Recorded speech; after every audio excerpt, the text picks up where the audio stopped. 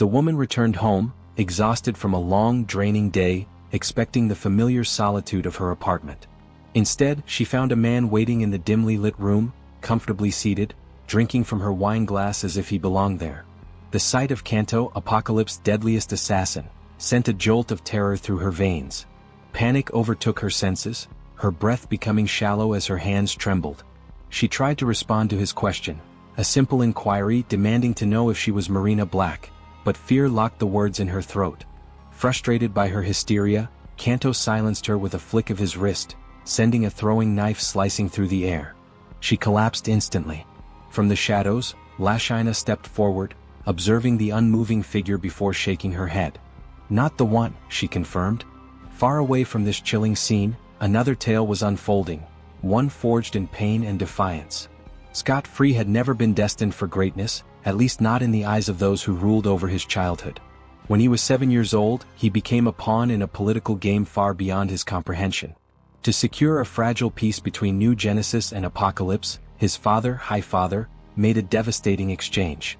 Darkseid's son was welcomed into the halls of New Genesis, given respect, care, and education.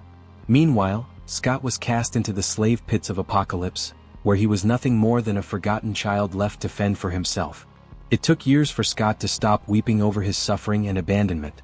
The agony of torture, the despair of isolation, these were his constant companions. But within him burned something stronger than the fires of Apocalypse, the will to escape. His first attempt ended in terror. He picked the lock on his cell but froze after taking only 10 steps outside, the overwhelming vastness of the unfamiliar landscape sending him retreating back into his cage. But he tried again, and again. Each night, he pushed further, his courage growing as he mapped the labyrinthine hellscape around him. And then one night he simply never returned. He was free. Upon reaching Earth, he took on the name Scott Free, embracing a new life far from the nightmare he had endured. Now known to the world as Mr. Miracle, he had long since left his past behind, or so he tried to believe. But Darkseid's shadow still loomed over him, and the war between Apocalypse and New Genesis had never truly ended. Recently, rumors had reached Scott's ears, whispers that Darkseid had found something, some new power that could shift the balance of the cosmos in his favor. Scott knew one thing: whatever his adoptive father had discovered, Earth would be its testing ground. And so, the man who had once broken out of Apocalypse was now breaking back in, hoping to uncover the truth before it was too late. Meanwhile, the Justice League was already on the move. It had started with a boom tube, a ripple in space detected by the advanced technology integrated into Cyborg's body. Tracking the energy signature led them to a quiet home, now turned into a crime scene. Inside, the League found the bodies of a man and a woman, their lives brutally stolen by an unknown assailant. Batman and the Flash moved through the wreckage, each employing their unique skills to unravel the mystery before them. Barry Allen, ever meticulous, studied the remnants of a wine glass, his forensic expertise quickly revealing an unsettling detail: whoever had been drinking from it wasn't human. Upstairs, Green Lantern and Power Ring worked to analyze the remains of the man, searching for any overlooked clue. Shazam, though powerful, found himself shaken. He was, at his core, still a kid, and he had never seen death this close before. As Cyborg scanned the fading energy residue of the boom tube, he tried to pinpoint where the killer had gone. For now, all they had were questions. Elsewhere, tensions ran high between two of the most powerful men on Earth. Superman stood before Lex Luthor, his eyes sharp with distrust. No matter how much the billionaire claimed to have turned over a new leaf, Clark Kent was not so easily convinced. Even Wonder Woman had chosen to give Lex the benefit of the doubt, but Superman remained unmoved. Luthor had recently arranged for the transfer of Neutron, a dangerous metahuman, from an ARGUS facility to LexCorp under the guise of providing better care. But Clark had heard the thinly veiled threats Lex had made towards the man. Now they stood in the heart of LexCorp, observing the frail figure of Neutron, whose body had been ravaged by cancer ever since his powers were nullified. The doctors delivered grim news: he was dying, and fast. Superman turned to Lex, his expression unreadable. "You claim to be one of the greatest minds on Earth," he said, his voice even but firm. "Prove it. Save him." A slow, knowing smile spread across Luthor's face. Captain Cold, standing nearby, let out a low chuckle. "Well, this ought to be interesting," he muttered. A challenge had been made. And in the coming days, answers would be revealed. About Neutron's fate, about Darkseid's power, and about the fate of Earth itself. For years, Scott Free searched for a sliver of hope on Apocalypse, a single soul he could trust in a world designed to break him. That search nearly cost him his life, but it led him to Himan, a rebel from New Genesis who had spent years resisting Darkseid's tyranny. Himan became his mentor, teaching Scott that freedom was more than just escape, it was a cause worth fighting for. Many were enslaved on Apocalypse, their lives crushed under Darkseid's will, and Scott realized that true liberation could never be his if he left them behind. He had to stand against Darkseid, even if it meant returning to the nightmare he had fled.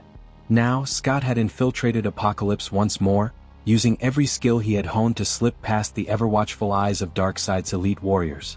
With a stolen mother box, he accessed Darkseid's battle archives, copying data on a name that had surfaced in whispers, Marina Black. Whoever she was, Darkseid was hunting her with relentless precision. Scott was moments away from escaping with the stolen intel when he felt an overwhelming presence behind him. The room darkened, the air thick with a crushing weight. Darkseid had found him. Scott barely had time to turn before Darkseid's voice rumbled through the chamber. The ruler of Apocalypse regarded him with cold amusement, noting the irony of his choice to wear the colors of New Genesis, a world that masqueraded as just and fair while leaving him to rot in the slave pits. Survival did not make Scott free. He had never been free. Before Scott could react, the Omega beam seared through the air, striking his legs. He barely registered the pain before he collapsed. Darkseid loomed over him, pressing a massive boot against his chest, ready to crush him into the metal floor. The stolen mother box pulsed in Scott's trembling grip, and with a desperate command, he vanished into the boom tube just as Darkseid's foot came down.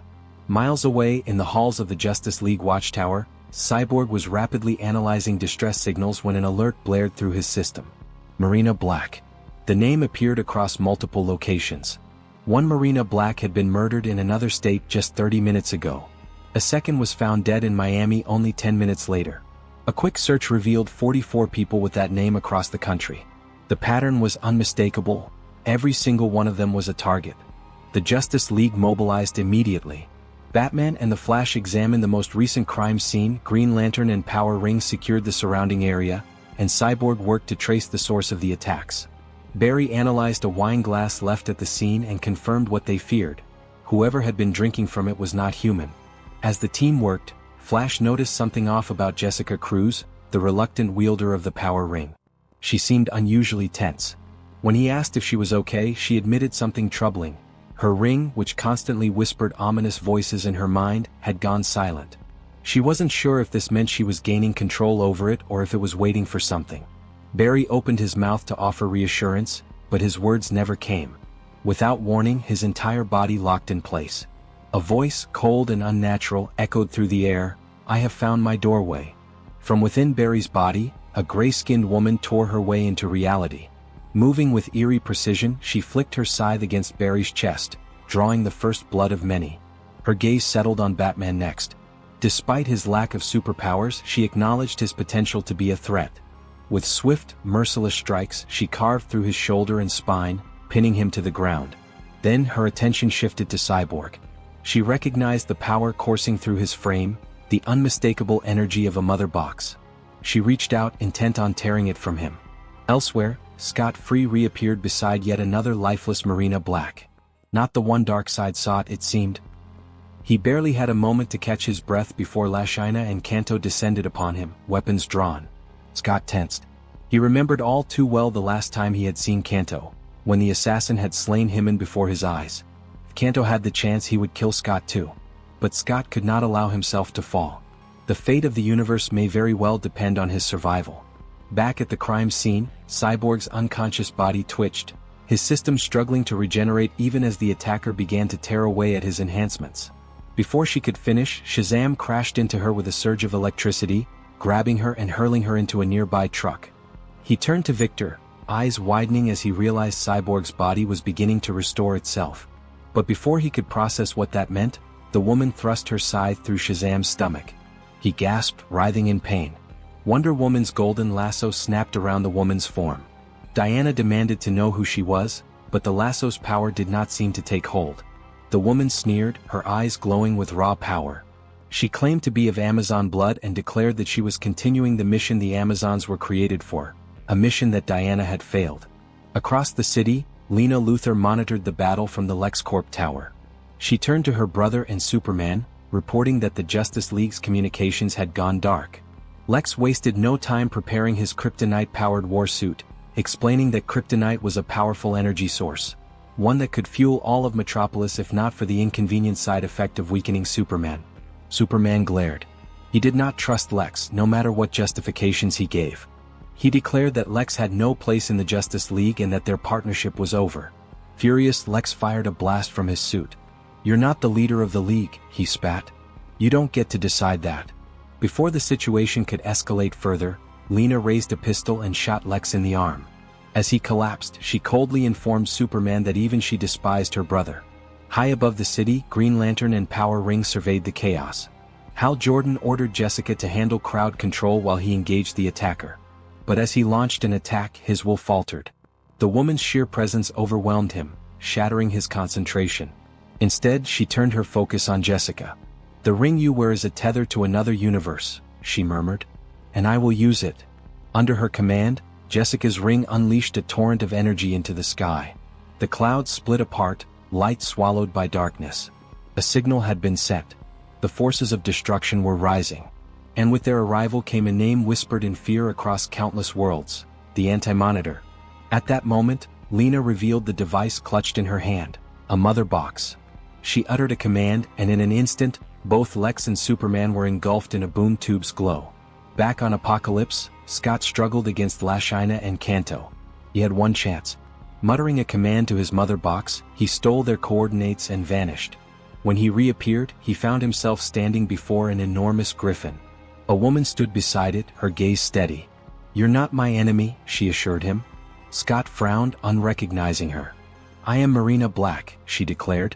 "And I have spent decades preparing for war. A war to kill Darkseid. Will you stand with me?" That's the story, folks. Leave your thoughts in the comments below and don't forget to like and subscribe to more videos like this one. Thanks for watching. See you next time.